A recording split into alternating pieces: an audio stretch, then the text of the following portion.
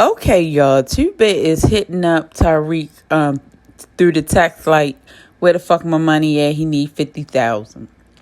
So Tariq hits up McLean and asks him, look, can I delay the payment because my grandmother needs some money for my little sister. McLean like, cool, I can wait for next week, but I'll have to cancel the expert witness that I had for your mom. And Shari is over there with McLean and she like, huh? What you talking about? Tariq said, no, my mom's case more important. I'll make a way. McLean thinks Tariq is lying, and Shari is saying, like, well, even if he lied, at least see why he needs the money so bad.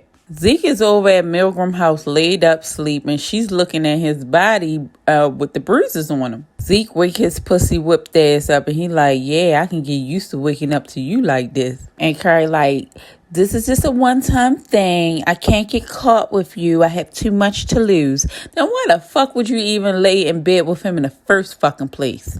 So Zeke asks, so why you let me up here? And Carrie said, because I care about you. What's up with those bruises on you? How did you get them? Zeke doesn't want to discuss it. And Carrie, it tells Zeke, you can trust me. I trust you with my career. So Zeke tells her, like, look, after the club, I ran into some guys from the old neighborhood. They said they wanted to take a picture, but they jumped me instead. Carrie wants to call the police and she wants Zeke to make a report. And Zeke tells Carrie, like, look, you don't call police on these people. These people are GTG. The nigga knew me. He knew I played ball. And he put a gun to my knee. And he misfired. And Carrie like, no, you have to call the police. And Zeke is like, absolutely not. And we see Carrie gets a text saying that it's a meeting about the accident at the pool the night before. Okay, at the school meeting we have now, out of the entire school, is only 4 people there, and that's Carrie, Jabari, Weird, and the 2 Weird twins, and we have the white professor, I forgot his name, and I guess it's the administrator. I mean, like, is they the only people that work there? Like, come the fuck on. Detective Santana has a piece of evidence, and it's a tattoo of GTG on the victim's hand. And he's explaining about the Get That Guap crew. And Carrie like, GTG? And Detective said, are you familiar, miss? And here come Jabari. Professor Milgram. Jabari, you are not her husband. They get on my nerves. And the administrator was like, Professor Milgram is the former prosecutor I was telling you about. While we appreciate your due diligence, I can assure you that we don't have any criminals that go to the school. And the white professor was like, we had Parents Weekend. It was a lot going on, but none of our faculty or students could have had murdered that young man. The detective is explaining that the victim was the killer made it look like an accident when they do not believe that it was an accident. And most likely it's a student that attends the college. Professor Jabari asks, will it be retaliation for this person that killed this person? So Detective Santana basically said, hell yeah, it's only a matter of time before they come. That's why we want to interview all the children with similar backgrounds, and all of them was like, no, you can't do that. Jabari is like, haven't you learned anything from this summer? And here go Milgram like, that's racial profiling. So Milgram offered herself as a safe place that students can confine in. And, she was telling Detective Santana this, and here come Jabari inserting himself. So now he's helping Milgram with the investigation, just giving it a safe, confidential place that students can come in if they have any information or want to talk to someone about it. Okay, over at the trap, Monet is running Drew raggedy. Drew like, woo, this is a bit much. Ever since you let Kane go, she like, don't say that name. So Tariq comes in and, he there to pick up his work. And she gives him like 6 bricks of cocaine. Now, Tariq thing is pills and weed. But the thing is, the supplier is, he's missing his guy. And Monet has all this stuff that she took from the guy. And if she does not get rid of it fast enough, it's going to, if she got a bunch of it and not asking for more, it's going to look suspect. Tariq says, look, Stanfield is hot right now because of Kane. Here go Monet. Don't say that name in here no more. Tariq said, all I'm saying is, let's wait till the heat goes down. Monet said, well, with course correct, no one's looking. That's what you said. Okay, next we got Tasha calling Tariq before he goes to class. And Tasha wants Tariq to chill. She said, someone from that family just try to kill you. Monet giving you bricks to take to school to sell? Tasha like, Tariq, you got to chill out. And she really not trusting Monet. Tariq like, Ma, you taught me everything you know about getting rid of this. And I can't slow down. I have to pay for this expert witness of yours. And Tasha like, what? Tariq like, Ma, I got to go to class. Today's topic in class is what makes someone a monster. And they're discussing the book Frankenstein. Professor Jabari asked if anyone noticed the racial undertones in the book. He calls on Lauren, and Lauren said people are scared of the creature based on his looks. Prejudgment against minorities. Professor Jabari like, that's remedial answer. He said, I'll give you a hint. Crime and punishment. And Brashonda said, yeah, it's like when white people, they bring us here and then they treat us like animals, take our children. And then when we retaliate, we're all the monsters.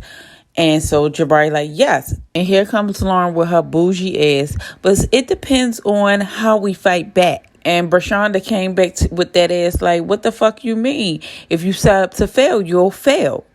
And another student said, yeah, like, what about our prison system? And Lauren like, yeah, some is a tragedy, but some deserve it. And this struck a nerve with Tariq. And Tariq like, who, my mom? Like my mom? And he told that bitch like, it's easier to judge a creature from the outside looking in. And Lauren like, but the book. And he said, look, let me finish, Lauren. Yeah, Tariq, give that bitch some game today. Everyone thinks the creature is a monster because the way Frankenstein made him. Maybe it's because the way Frankenstein treated him.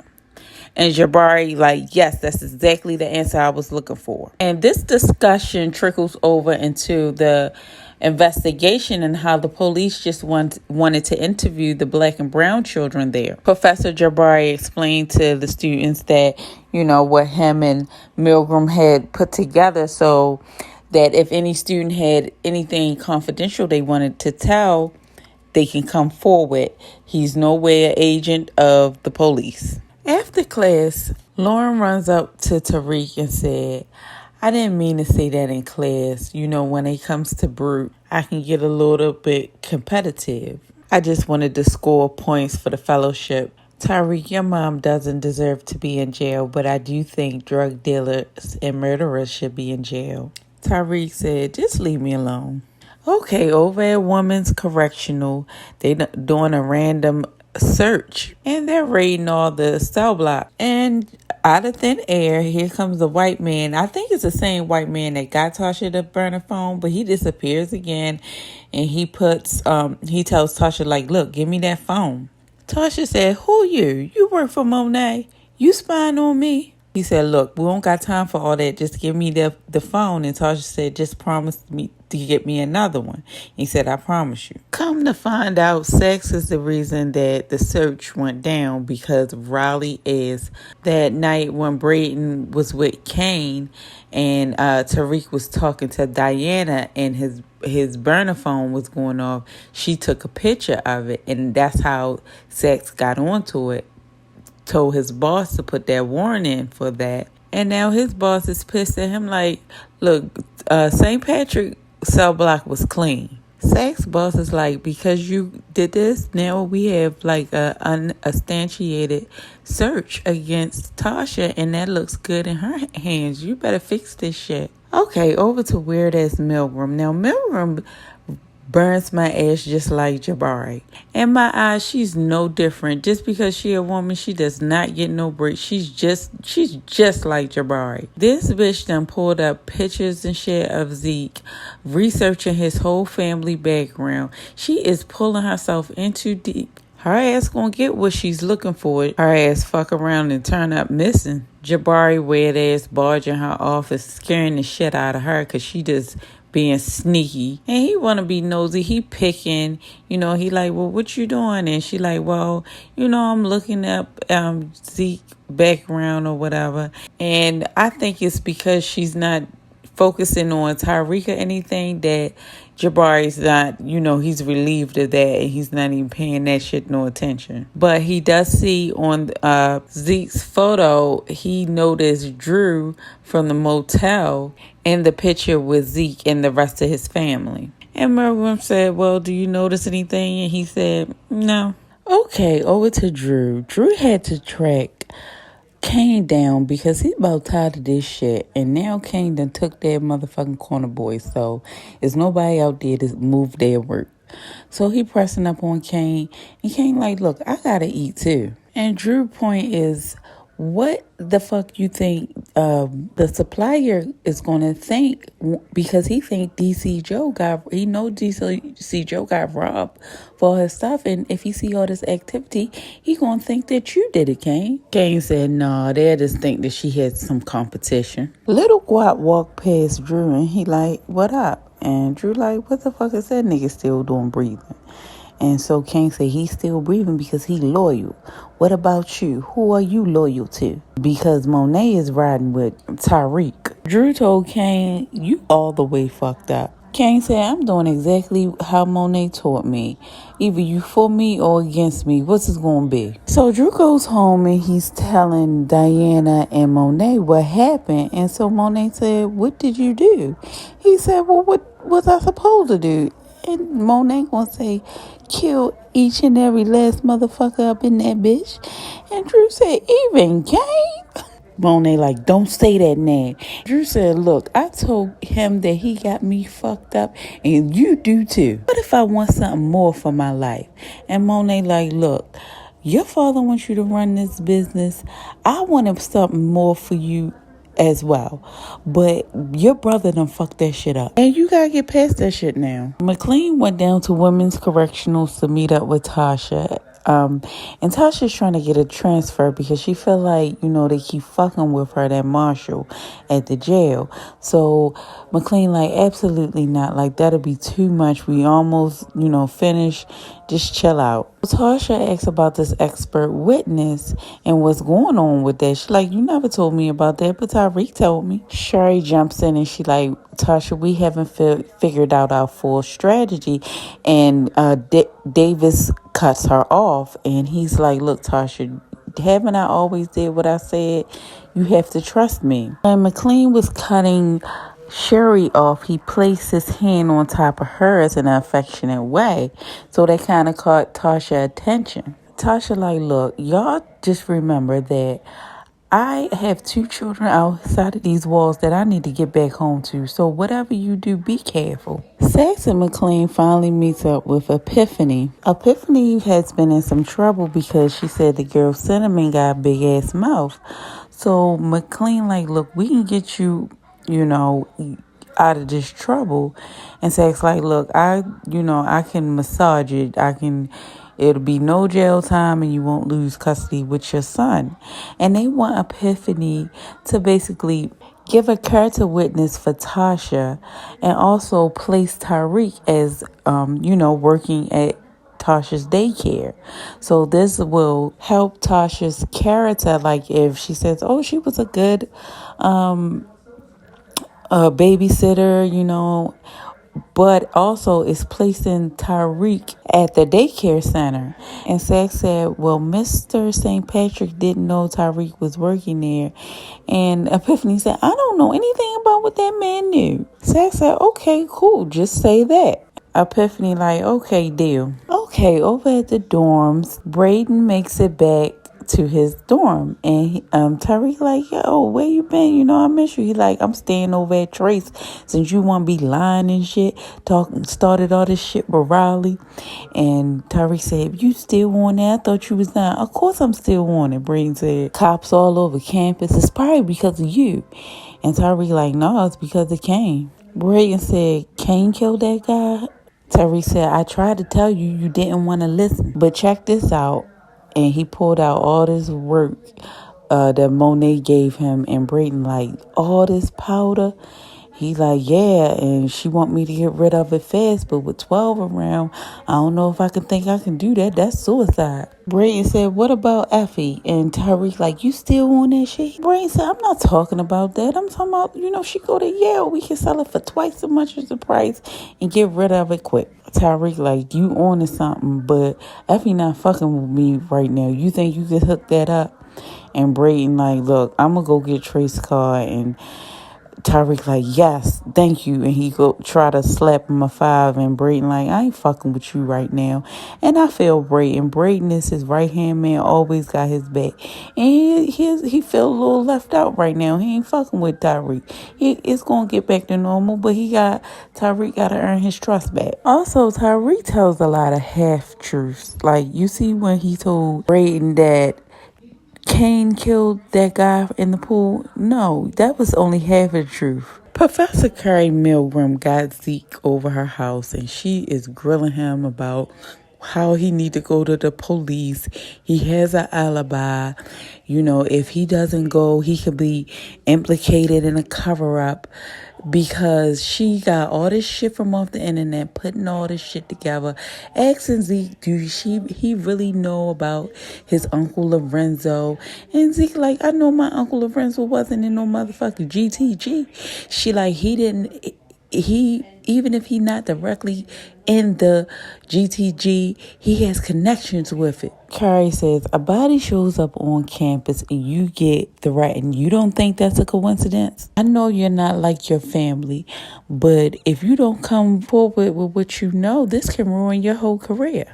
Let me help you. You can come talk to me. It'll be confidential. I can come forward on your behalf, protect you, distance you from all this shit. And so Zeke like, look, I gotta go. Carrie is going to find herself up Schitt's Creek without a paddle. Okay, back over at Women's Correctionals. Tasha requested a meeting with Sherry this time. And she's pulling the woman-to-woman card. And she like, look, I know you fucking with McLean. I can tell. But I trusted you. And you sitting up here lying to me. When my husband was cheating on me, I covered for him. Even his side bitch covered for him. And look what it got us. What you think all that covering up for McLean gonna do for you? So Sherry like, look, he's calling Dr. Epiphany in. And Tasha said, doctor? She ain't no damn doctor. She a stripper. And Sherry was taken back like, stripper? And Tasha said, and what is she going to say exactly to get me up off of this? And Sherry said, let me see. So she pulls up the court record. She said, actually, this is sex witness. Sherry asks Tasha, what is Epiphany going to say about Tariq? And Tasha said, well, I don't know. You have to ask Tariq. I'm sure there's nothing she can say. But ask Tariq, have Epiphany ever met Slim?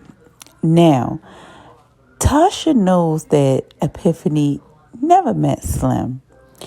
And basically, this is a code for telling Tariq to kill Epiphany like Slim was killed. Okay, over to Sax. Sax boss come in with some pictures, and he had Sax and McLean followed. And so they had pictures of Sax and McLean at Epiphany's house. Sax boss like, yeah, I had you followed because y'all motherfuckers playing games. You trying to put this on Tariq. You trying to put Tariq as a drug pusher. That's fine and everything, but we still need to get Tasha. And on top of that, not only I need you to pin Tasha, but you gonna have to pin McLean too. So Sax like, what? Like, it's not illegal for McLean to go see Epiphany. Sax boss said, you know the rule. It's not the truth. It's how the truth looks. He told Sax like, look, you nail Davis or I'm going to nail your ass. Okay, next up we have Zeke, and he's over at Monet's, and he like, look, it's a whole investigation going on down at the school, and I think I should just tell him what happened at the club, because this shit ain't handled like you say it's handled. Monet said, you can't do that, because if you do that, then you gonna get Drew in trouble. You want to get Drew in trouble? No, of course not, but Professor Milgram said, if I come forth, it'll be confidential. Monet said, Carrie, right? I remember her. The friendly bitch. So what she know about us? She just giving you advice on people she don't even know. Zeke gets real defensive, like, look, she don't know nothing about y'all. She just asks a bunch of students some questions. That's it. So this right here, this solidifies it. Zeke and Carrie is fucking. And Monet, she sees that she knows that she can't go against Carrie because it's just going to push Zeke towards her. So she like, okay, I'm sorry. I shouldn't involve you. I try to keep you out the family business. And you know not to talk about the family. Why won't you stay the night? And Zeke like, stay the night? She like, yeah, unless you got somewhere else you need to be. Zeke like, all right, cool. Diana walks in and she like, look, do you know anything about that Milgram bitch sleeping with Zeke? And Diana like, no. She like, but Ma, you know what? I found something in Tariq book bag. I thought it was dealing with Tariq, but now that you mention it, it probably is about Zeke. Diana is speaking of the blue card that was on Tariq's assignment that said a professor at Stansfield is sleeping with a student. Okay, back at Stansfield, Detective Santana is meeting with the professors, the weird professors, and he asked Jabari, did he get anything? He said, none of my elite students know anything about the murder of a gangbanger. Now, are we done with this harassment? Carrie over there texting Zeke, hello, why aren't you picking up? Detective turns to Carrie. He said, what did your interviews yield? Carrie said, what I have is off campus. And Jabari said, well, if it's off campus, it's irrelevant. And the detective said, well, let me be the judge of that. So she goes on to tell Santana, well, a few guys from the basketball team, they went out to the club that night. And when they left the club, they was jumped by a gang. And Detective Santana said, what gang? I'm like, Carrie, don't do this shit. Do not get yourself in this shit. Shari meets up with Tariq and she says, your mom says that Epiphany may have seen you with Slim. Tariq says, Slim? Shari said, yeah, he's a dangerous criminal, right? Tasha said you are to treat Epiphany the same way you treated Slim. What does that mean, Tariq? And Tariq said, oh, that means just to stay away from Epiphany. Let my mom know that Epiphany never seen me with Slim and she doesn't have anything to worry about. Y'all, this was my motherfucking scene. Up next, motherfucking Milgram walks into her office and fucking Monet is sitting at her desk. And this is after business hours. So Milgram like, oh my goodness, Mrs. Tejada, it's after my business hours are. And Monet said, right now, you don't look too surprised to see me. Carrie said, oh, you want to talk about Zeke? It's just late and I think this is not appropriate. And Monet said, appropriate? You fucking him is not appropriate. Carrie like, I. Monet said, you did. Carrie said, what exactly did Zeke tell you? Monet said, look, let me tell you something. You want to keep this job that you have? If you don't keep your mouth shut about what you think you know, I suggest you keep your mouth shut. And if Zeke gets tied into this swimming pool bullshit, your name gonna be the first name out of my mouth. Okay, next, Brayden and Tariq is on their way to meet Effie. And Brayden breaks the ice. He's like, you all quiet and shit. At least choke you, but act like you was keeping it 100 with me. Tariq said, because you never fucking listened to me. Brayden said, here we go with this Riley bullshit again. And Tariq said, look, I'm going to keep it 100 with you. She did not try to sleep with me at my birthday. And Brayden said, I knew you was lying. I knew it. Tariq like, look, man, just listen. I found out that she's a fucking snitch, or her uncle sent her up here to snitch. And Brayden like, oh, here we go again. What's going on? He like, just listen. He showed him the picture. He said, this is her fucking uncle, the one that's trying to take my mother down. I think he sent her up here just to get information. So Brayden say, oh shit, that is the same picture at her family house. How much does she knows? And Tariq said, well, I don't know. How much did you tell her? Effie pops up, cutting the conversation short, and she's not really trying to deal with Tyree. She's talking to Brayden and said, y'all was supposed to be here an hour ago. She passed Brayden the money, and Brayden like, up, Tyree, got your stuff, peace out. Effie like, fuck, all right, just hand me my shit, Tariq. And Tariq like, not until I explain what happened during Parents Weekend. Effie said, I already know it's payback. And Tariq like, look, it ain't got shit to do with that. I got caught up into some shit, and I had to straighten that shit out.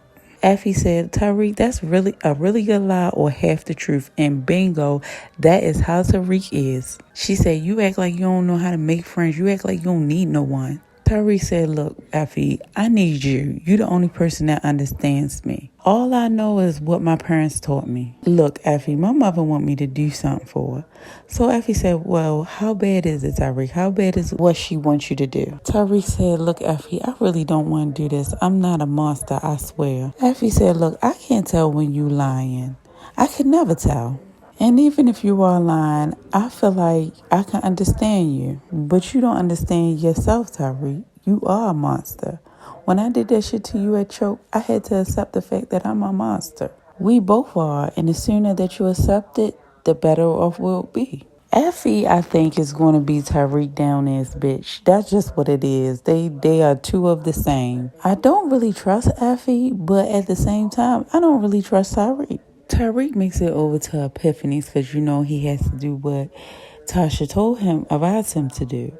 So when he gets there, he finds out, that McLean was there and also that Saxe was. And Epiphany like, look, they told me this will help your moms out. She said, well, if I really had some money and a way out of this shit, I would do this. And we know that Tariq already told Effie that he really don't want to do this. This is, he's making his choices. He's becoming a man. He's making his choices that will affect him later. So Epiphany like, look, if I had some money, I would be gone.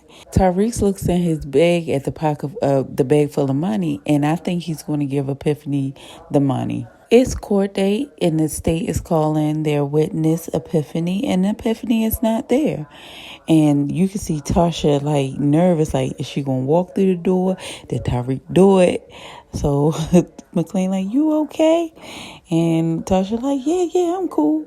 And the judge like, look, we waiting for your witness. If she not going to show, we going to have to move on. Saxe asked for a 10-minute recess, which they was granted, and he catches up with McLean in the bathroom. And, of course, he think McLean did some underhanded shit and got Epiphany not to come up in court today. Saxe also asked, like, well, what was Sherry doing going to see Tasha?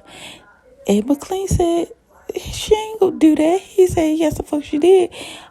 I have the visitor logs to prove it. Sherry doesn't know about us working together. Why would I tell her to go to Tasha? And Saxe said, to fuck me. And McLean said, look, I got you over a barrel. I knew you was at Truth that night. And Saxe said, well, yeah, you got me, but I got you. And he shows the picture of McLean going into Epiphany's house. So he said, what's that? I can go see this witness about my client. I said, yeah, but it's unethical. And once I nail Tasha and Tariq to the cross, I'm going to come out for you. And Paula too. Y'all, I kept calling Paula Sherry.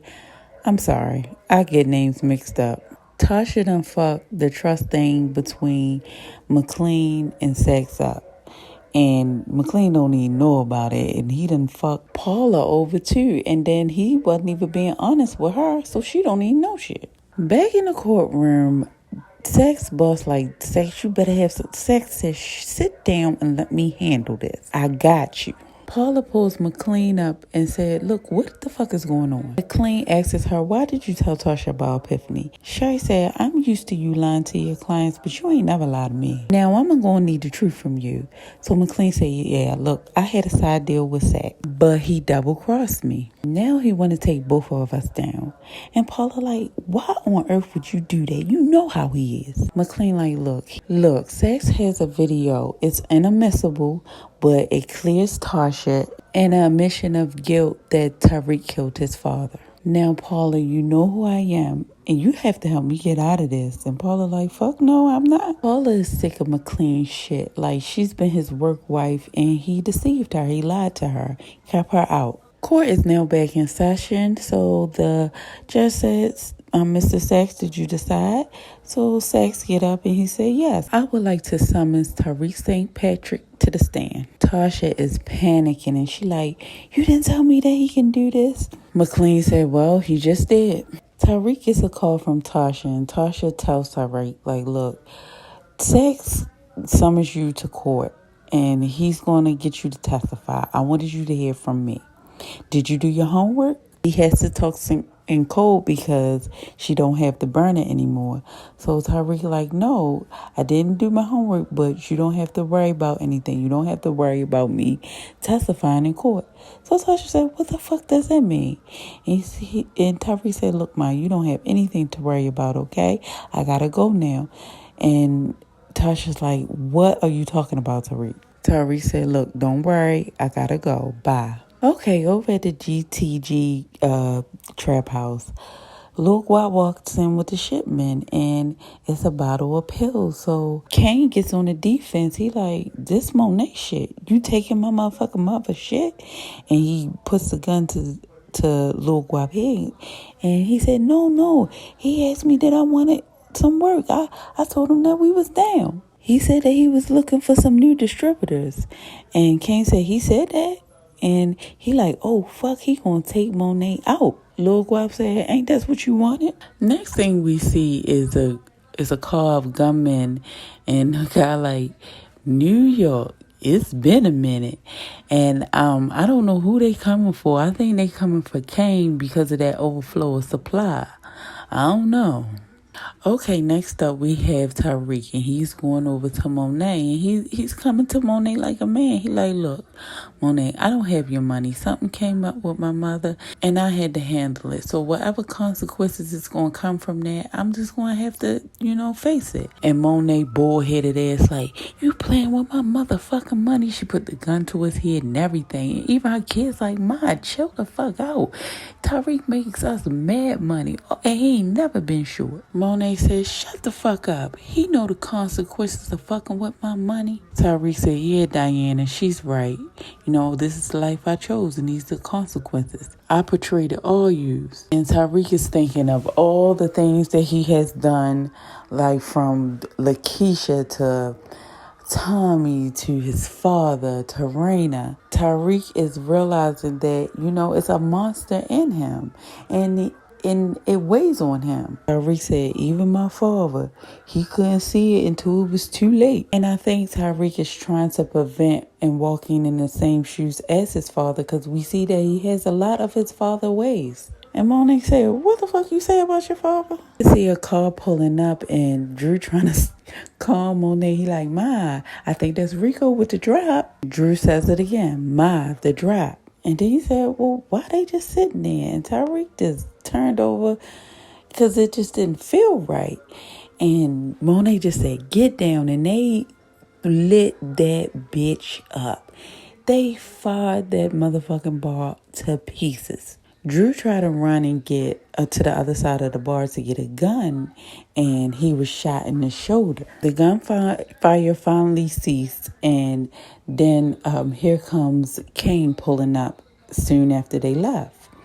Because Kane is trying to warn his mother, he was trying to warn her and call her. He gets inside and he see the mess. He's like, I was trying to fucking call you. I tried to warn you, Ma.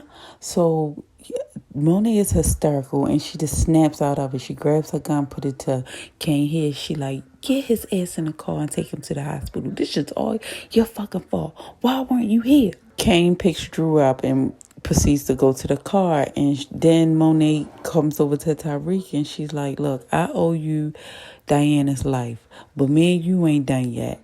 And Tariq like, cool, I understand. Right after that, Tariq had to meet up with Paula again. And she gave Tariq the subpoena to show up at court. She said, this is from Sachs. And she said, Davis can't represent you because he's representing your mother.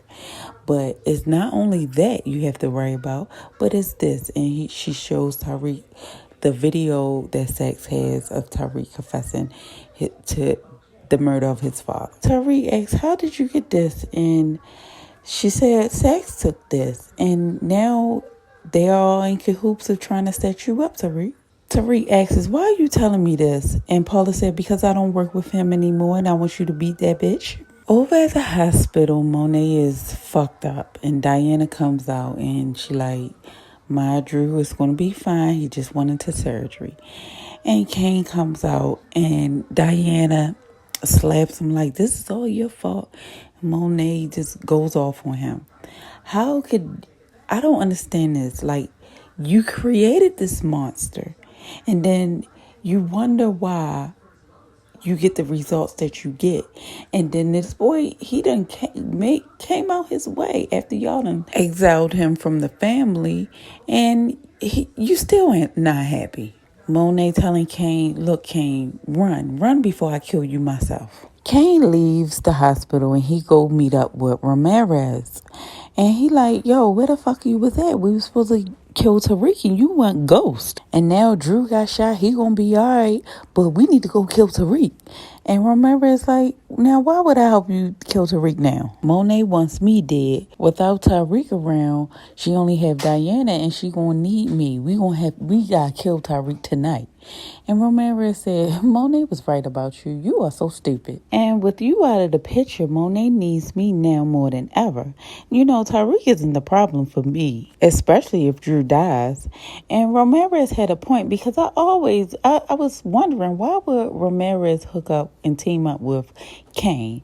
At least with Tariq, you know, Tariq is more calm. He gets his front is the app is more low key than a corner boy, you know. So why would his beef be with Tariq? If anything, he should be working with Tariq, covering for Tariq, because he more low key than Hothead Cane. So this pisses Cane off, and he goes to try to reach for Ramirez's gun, and Ramirez like, go ahead, pull. It'll make it easier for me. Monet wouldn't even had to know the backstory. Now get the fuck out of my face before I change my mind. So Cane, he started to walk off. Then he turned back and he banged the shit out of fucking Ramirez.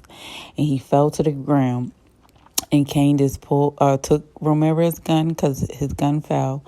And he shoots him and kills him with his own gun. And this is the reason why you can't be a leader, because you are controlled off your emotions. You're fickle. Anything that sways your emotion, you ready to risk it off and say fuck it. And war, you can't do that all the time. Sometimes you have to think about shit and strategize differently. And Monet is to blame too, because what did you think Cane was going to do? You know he a hothead. You know you raised this boy. Like he said, he's a product of you. You know what he about, what he's capable of doing. And she don't even try to talk no sense into him. After a certain point, you cannot tame that animal in a human being. You just can't. Okay, Tariq gets in touch with Tamika, and she's like, yeah, Tariq, what's this all about? And he gives her the paper, his subpoena to come to court. And she like, yeah, well, Sex want to put you on stand. She said, give me $1. She said, okay, now I'm your attorney. Now I have to ask you, did you kill your father? And Tariq, he answered honestly and said, yeah, my father was a monster. And she said, I know he was. And she asks Tariq, how does Sex know this? And Tariq said, look, it doesn't matter. But when he put me on stand, I'm just going to confess to it. And that's where the story ends. This was a good episode. I really like this episode, and I'm ready for the next one to come on. Y'all comment and tell me what y'all feel. Tell me how you like my reviews. I'm trying to do it faster, but I just can't because it'd be a lot of details in it. But y'all let me know, and I'll see you on the next review.